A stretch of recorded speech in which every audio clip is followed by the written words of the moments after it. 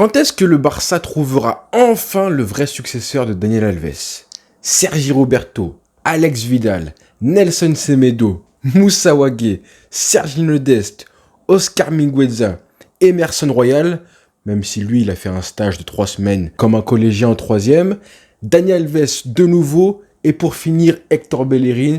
Aujourd'hui, c'est Jules Koundé qui occupe ce poste en dépannage. Et comme par hasard, aujourd'hui, Laporta en a enfin parlé. Le Barça cherche un latéral droit. Les amis, j'espère que vous allez bien. Laporta a parlé aujourd'hui pour le journal La Vanguardia. Il a parlé de plusieurs sujets, dont le mercato. Il a parlé de Messi, de Xavi, de pas mal de choses. Mais vraiment, ce qui m'intéressait, c'est parler du mercato. C'était la première fois qu'il en parlait. Et il donnait un petit peu des indices pour le mercato qui va arriver l'été prochain. Le président du club a dit que le Barça voulait recruter, donc observer un latéral droit, un attaquant et pourquoi pas un défenseur central. L'attaquant, c'est dans le cas où il fallait absolument, pour qu'on recrute, qu'un attaquant actuel du Barça quitte le club. On se doute, on suppose facilement qu'il parle d'Ansu Fati, Ferran Torres ou Rafinha, un des trois logiquement. Donc moi, je suis content et satisfait parce que c'est vraiment les deux postes, latéral droit et je pense ailier gauche, parce que en tant que numéro 9, Lewandowski est un titulaire indiscutable. On a récemment eu des rumeurs en plus comme quoi le Barça était sur le point de conclure un accord avec une jeune pépite du Brésil, Vitor Roque, jeune numéro 9 du Brésil. Donc logiquement, le Barça veut vraiment acheter un ailier gauche ou droite et évidemment un latéral droit. Et je suis content parce que c'est justement les postes que j'avais ciblés, on en avait parlé en vidéo, les deux postes où je pense le Barça doit absolument prendre des risques financiers et dépenser pour recruter des joueurs phares, des cracks en puissance. Le Barça a toujours eu des cracks mondiaux à des postes clés sur les côtés, comme ailier gauche, Ronaldinho, Neymar et j'en passe. Et latéral droit, c'est un poste essentiel dans le football aujourd'hui et ça se voit au Barça. Le Barça n'a pas de latéral droit à vocation offensive aujourd'hui. Un latéral qui pourra combiner avec l'ailier et le soulager de temps en temps. Un latéral qui sait dribbler et percuter un minimum à la manière d'Alejandro Balde aujourd'hui. Un latéral droit qui sait centrer aussi parce qu'il a un bon pied. Parce que le meilleur centreur du Barça, à votre avis, c'est qui? C'est qui d'après vous, Quel est le joueur sur qui on peut se reposer sur les centres, écarter le jeu et attendre que le centre soit forcément bon? Je vous pose une colle, répondez-moi en commentaire. Le Barça n'a pas ce latéral droit qui fait des différences, qui prend des risques balle au pied et qui n'hésite pas à aller dans le cœur du jeu. Vous l'avez deviné, le Barça n'a pas encore trouvé la régène, le successeur, l'évolution de monsieur Daniel Alves aujourd'hui. Un latéral qui marque des buts et qui aime justement se retrouver proche de la surface de réparation et qui n'hésite pas à frapper au but dès qu'il a un petit peu d'espace devant lui. On n'a pas ce mec-là. Donc ça tombe bien parce que moi justement je pensais à monsieur Cancelo qui a des petits soucis du côté du Bayern Munich. On verra demain sa prestation face au PSG. Il se peut qu'il soit même pas titulaire demain face au PSG et c'est justement ça le problème qu'il a en ce moment. À peine arrivé il y a un mois de ça seulement du côté de la Bavière et monsieur serait déjà mécontent de son temps de jeu apparemment au Bayern Munich. Il n'a disputé que 191 minutes sur les 450 dernières lors des 5 derniers matchs du Bayern. Et d'ailleurs, on a vu des photos où on le voyait qui boudait à l'entraînement. Et ces infos, en plus, ça vient du quotidien allemand Bild. C'est pas n'importe qui qui dit clairement qu'il était en retrait et qui boudait, qu'il n'a pas parlé à ses coéquipiers. Bon, là, on voit quand même que c'est un joueur qui a quand même un ego et qui a un caractère un petit peu compliqué. C'est exactement pour ça qu'il est parti en plus de City alors qu'il était très bien là-bas. C'est un club qui a des ambitions énormes. Il s'est embrouillé, et on ne sait pas forcément le fameux de l'histoire avec Guardiola, mais ils se sont embrouillés forcément sur le temps de jeu du joueur. Mais c'est important de savoir ça parce que justement, il faut un club où il puisse jouer durablement. C'est un joueur qui pouvait jouer à droite ou à gauche quand il jouait à City et pourtant il n'était même pas titulaire avec Guardiola.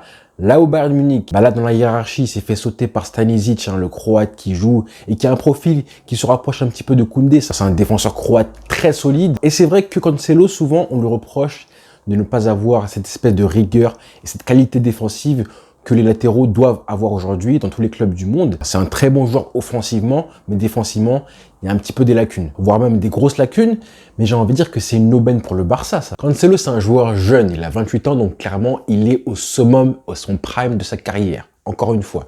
Ensuite, deuxièmement, c'est un joueur qui a joué à la Juventus, au Bayern Munich, à City. Donc clairement, c'est un joueur confirmé, ultra confirmé. Donc jamais il aura la pression, il va se faire pipi dessus parce qu'il jouera au Barça dans un grand club. Là, c'est pas Dest, hein, c'est pas Bellerin, c'est pas tous ces joueurs qui vraiment voulaient prouver au Barça. Lui, il voudra jouer, il va venir pour jouer. Son jeu, c'est tout. Troisièmement, pour moi, comme il a joué en Italie, en Angleterre et en Allemagne, il manque que l'Espagne, mais niveau adaptation, je pense que ce sera très rapide, ce sera vraiment zéro problème. Et quatrièmement, c'est, je pense, le plus important, c'est qu'il a joué avec Guardiola. Donc je pense que le jeu de position, c'est pas un problème pour lui. Alors, je sais que ça déplaît à pas mal de personnes que oui, il y a pas mal de joueurs de City qui viennent au Barça et souvent c'est des mauvais joueurs comme Ferran Torres et Eric Garcia. En l'occurrence, là, c'est pas n'importe qui. Par rapport à eux, il y a un monde d'écart. Et cinquièmement, j'ai envie de dire, là, on parle d'un joueur qui a une intensité folle dans son jeu, donc qui va amener ça au Barça. En termes d'intensité, je pense que c'est un cadeau du ciel d'avoir un joueur comme ça sur un couloir. Surtout quand tu connais un petit peu l'intensité en Liga et ce qui manque cruellement au Barça en Ligue des Champions. Donc si on veut passer un cap en Ligue des Champions, voilà le joueur qu'il faut. Fabrizio Romano a confirmé que le joueur voulait plus de temps de jeu, que le Bayern, justement, a une option d'achat de 70 millions d'euros et que le club bavarois décidera de l'acheter ou non en mai-juin à la fin de la saison. Il précise aussi que les clubs espagnols comme le Barça et le Real auront leur chance pour le signer cet été. Alors 70 millions, ça paraît cher, mais justement comme il joue pas, je pense que si City veut s'en débarrasser, qu'ils espéraient le vendre au Bayern Munich et que le Bayern Munich ne le prend pas du coup parce que le joueur ne se sent pas bien, etc., il veut pas rester en Allemagne, bah justement, je pense que le prix baissera aussi et que le Barça doit vraiment faire le maximum pour le recruter. Le joueur veut un poste comme titulaire indiscutable. Au Barça, il l'aura, c'est sûr, jusqu'à la fin de sa carrière. Il a 28 ans, 29 ans en fin d'année. Je pense qu'il aura 5 ans environ où il sera, je pense, titulaire indiscutable ou presque. En tout cas, il y a largement de quoi satisfaire son ego et ne pas avoir de problème de comportement, que ce soit avec Xavi ou le club. Tout ça là, ça se gère. Et je pense que le joueur, après avoir été à City et au Bayern Munich, et en plus avant ça à la Juventus, si jamais le mec n'arrive pas à prendre conscience à 28, 29 ans que maintenant il faut se poser et progresser et se battre pour sa place après avoir été au Barça ou au Real Madrid, je pense que vraiment on ne pourra plus rien faire pour lui.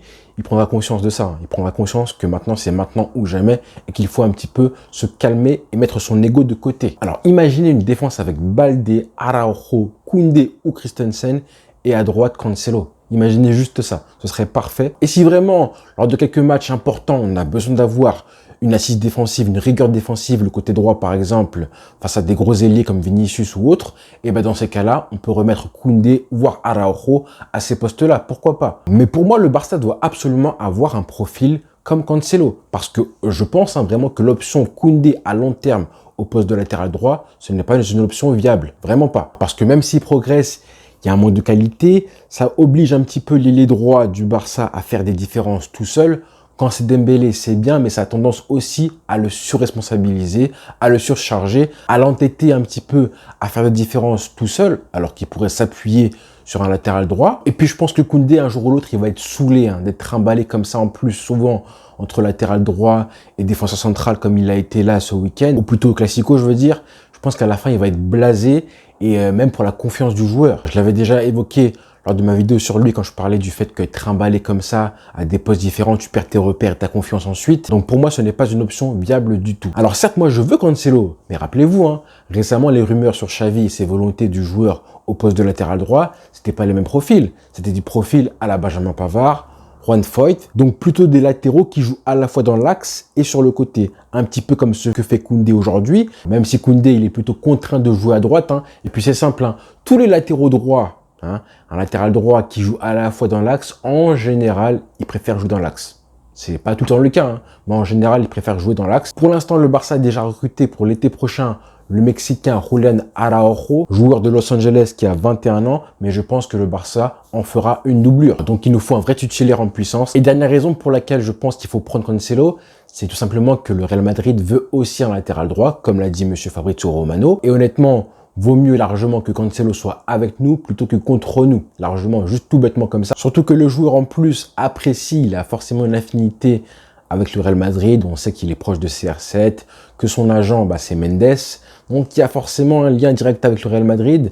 Mais on sait que Laporta est aussi très proche du clan de Mendes. Mais contrairement au Barça, le Real Madrid n'a pas forcément une place de titulaire sûre, assurée, à donner à monsieur Cancelo. Pour l'instant, ils font jouer Carvajal, des fois aussi Militao. Il y a une petite concurrence qu'il n'aura pas du tout au Barça, ça c'est sûr et certain. Donc voilà, je pense qu'il faut militer pour la piste Cancelo au Barça. J'espère que le Barça va se pencher sur le joueur. Le seul autre joueur, la seule autre piste sur laquelle j'aimerais bien que le Barça se penche, c'est le joueur du Bayern Leverkusen, Jérémy Frimpong, qui est un joueur très intéressant aussi, pour ceux qui le connaissent, c'est un super joueur. Même si je pense qu'un joueur confirmé comme Cancelo, ce serait une valeur ajoutée en termes d'expérience dans les grands rendez-vous. Après, ça dépend évidemment des finances du club parce que ça reste un transfert qui serait cher et le salaire d'un joueur confirmé, et je pense que ce sera le contrat de sa vie, s'il vient au Barça, ce sera forcément un gros salaire aussi. Donc ça peut être un problème aussi. Dites-moi en commentaire ce que vous en pensez, vous, de la piste Cancelo. Si vous avez un joueur prospect, une cible qui serait un meilleur investissement